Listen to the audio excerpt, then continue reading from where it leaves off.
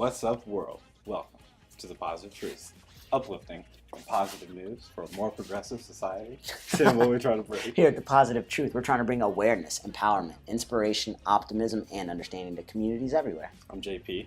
This is the superhuman. We call him Tim. This is the Positive Truth, bringing you positive news to inspire you to be a better person and believe in the world around you. Absolutely.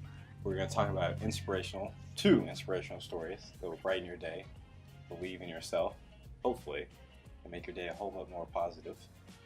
We do this every Monday, unless we have an interview where we talk about our favorite positive news stories. Our positive news stories we do audio only on Wednesday and Fridays. Make sure to like, share, subscribe, rate, and review. Helps us out so much. And follow us on our social medias and our Facebook page. We post all our links and videos to positive news stories. This is a great place to be.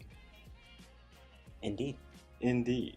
You want to get to your positive news story? Yeah, I'm excited, actually. So the Oklahoma City Memorial Marathon just passed up, right?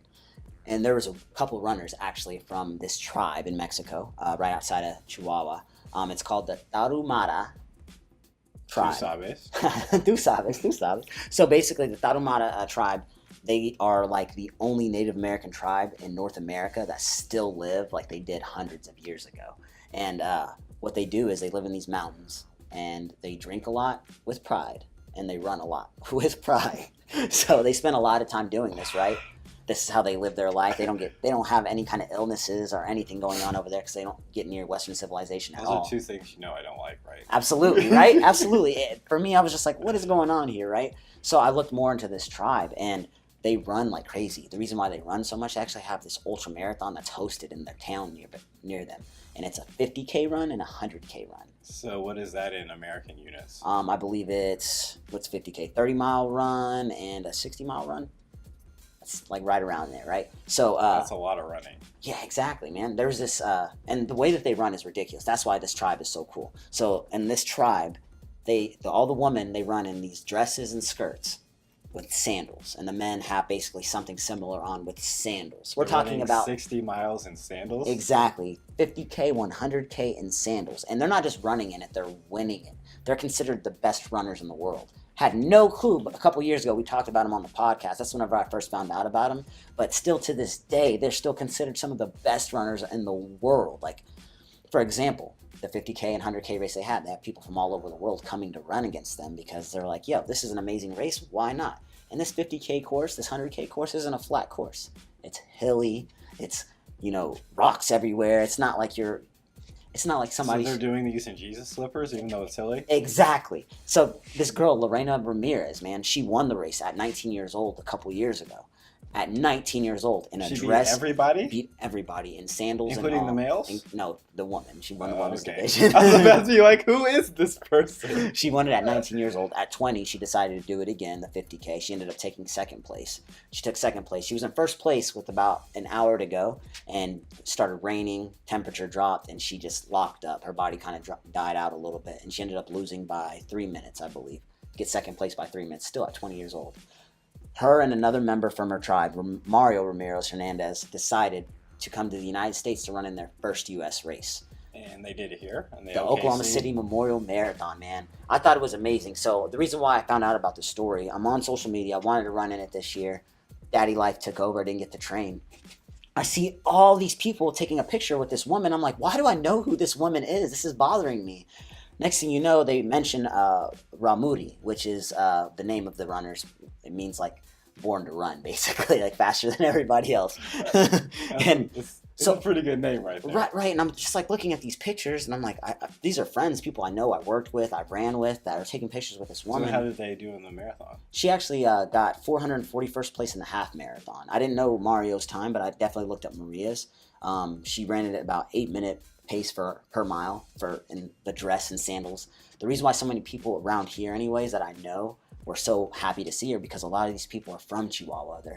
their lineage is from this tribe, so they were beyond happy to see her run. They were inspired to see So her she run. couldn't run because she was taking pictures with everybody? Yeah, she definitely was taking pictures with everybody. It was ridiculous. I've seen a couple videos actually too of her in her dress and her sandals running by, and she wasn't running slow. It wasn't a jog, man. She was moving, passing up guys and women, and that were in running shoes and everything. So like to me, the reason why I love this story so much, the reason why it's so inspiring. I'm a runner. I coach running, and we deal with all type of injuries. We deal with all kind of excuses. We deal with all kind of complaints. This woman is in a dress and Jesus sandals, exactly like you said, winning ultra marathons, coming to the United States, a place where she doesn't know anything about. She learned why we run the Memorial Marathon, why a lot of people around here run it. She went to the museum. They got to experience just everything that's out there, learned about our culture, while other people are inspired. And Jesus sandals running 30 miles, 50 miles, 13 miles like she ran here. It's beyond inspiring by itself. So just to bring her culture over here to mix in with our culture, I just thought it was a beautiful thing and something I had to talk about, man. I like your passion, Tim. I have nothing to add to this. My bad, man. No, you're good. You're good. I like I it. didn't even realize what was going on here. I zoned out. All right, yeah. Mine's about a marathon runner, too. I like it. Let's do this. A little different, though. I'll listen with passion. It's all good. So it's about Stephanie Hammerman. 10 out of 10 last name. Just want to say that out there. She's 29, and she's done things that her doctor said would never be possible. She has cerebral palsy, and doctors initially said she might never walk, talk, read, or write. But she got nicknamed the Hammer because she grew up going against the grain. So she was like, I just thrive off achieving the impossible. So she earned her master's degree, 22. She's like, I just got to defy expectations. So she was like, I got cerebral palsy. No one thinks I can be an athlete, so why can't I do this? So the first thing she did is she did a hand cycled marathon. She finished in 4 hours and 34 minutes. That sounds awful, by the way. Yeah, man, that's like hand cycled marathon.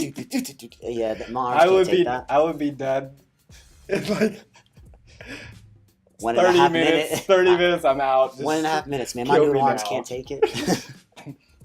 She was like, after she did that, she was like, I got a new love for fitness.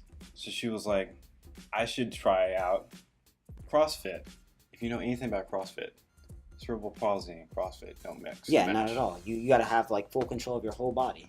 And she was like, 2012, I'll start getting it. Right. By 2014, she became the first level 2 coach in CrossFit.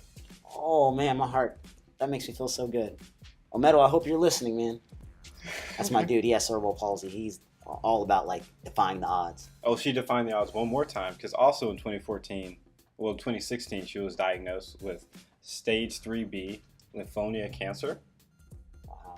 And she was like, all right. I went to the doctor's office. She's like, the doctor was like, I've never worked with anyone with cerebral palsy before. And Stephanie was like, we can do this. Not a problem. I just need to know what you need me to do, and I'm going to do it. And after just 7 weeks of their 29-week cancer treatment, her scans were clear. Man. But she went through the last 22 anyway, and she went right back to trailblazing. In 2017, she became Nike's first adaptive athlete, sharing positive feedback about the company's like Metcon sneakers, which helped her. Like, she stood well when she like wore them. They hindered the wear and tear of her crutches. Nike was so inspired by her story, they signed her. So not only is she the first level 2 CrossFit coach with cerebral palsy, she's got her own gym now where she's coaching. She's also the first Nike sponsored athlete Adaptive doing athlete. all this. Dude, that's amazing. That's pretty awesome. Like, I've met 2 people with cerebral palsy. I hang out with one pretty often. It's my wife's cousin, and he's like the most positive out-looking guy ever. Sometimes he catches me off guard where I'm like in a negative mood. He's like, man, it's all good. You got a beautiful wife, a beautiful daughter. I'm just like, man, shut up, Omedo. But like, he would enjoy a story just like that. That definitely is inspiring. And like, shout out to Nike, by the way, man. Justin Gallegos, who's a runner with cerebral palsy, ran at Oregon University. We talked about him being one of the first sponsored cerebral palsy athletes. That's signed. Yeah, exactly. And Nike's doing this with her as well. That's amazing, man. And she's going to be competing at the games in the little team event. The CrossFit Games? Mm-hmm. Dude, I watched those on ESPN. I'm not going to lie. I'm not ashamed to say it at all whatsoever. Why would you be ashamed to say that? Because at first when they came out like years ago, everybody was looking at me like I was weird when I talked about it. Like, did y'all see those dudes picking up those big old balls and going? Like, what are you talking about, Tim? Nothing. All-star game. T-Mac, off the glass. I think the kids are too old to know who that is. Oh, man, touche. But yeah, man, like, so yeah, I think that's awesome, man. I'm loving your positive news stories, your inspirational news stories, man. I'm always a fan of those for sure. And we appreciate everyone that's listening. That's our inspirational stories for Monday. We'll be back on Wednesday and Friday with 6 more positive news stories. There's a difference there. Just positive news stories about great things happening, and news stories to inspire you to be better. What I never asked you though, Tim, how is this story going to inspire you? Dude, again, I'm an athlete. I'm a coach. This is inspiring me to stop making excuses and whatever negative things that are going on. This is the no excuses inspirational news story. Absolutely. Put that in the title, super producer. No excuses. None. Hashtag no excuses. Two sides. Yeah. Also, we have no excuses because I know you got a quote. I absolutely do. Keep looking up. That's the secret of life. Charlie Brown. I said that. I've never seen a Charlie Brown anything. Why? Never have. Not for like the holidays or anything? Never have. It's not that long. You should do it. It's worth it. You've watched The Grinch? Oh, The Grinch is incredible. See, that's like a holiday movie. You got to do Charlie Brown too, man. I feel like we should end this and then talk about this later. We'll be back on Wednesday with more positive news stories. Until then, we're out. Stay positive. Yeah, I mean, like, The Grinch has good music. Charlie Brown, though, storyline is always good. You're a Especially mean one, Mr. Grinch. You better not include this. Keep that.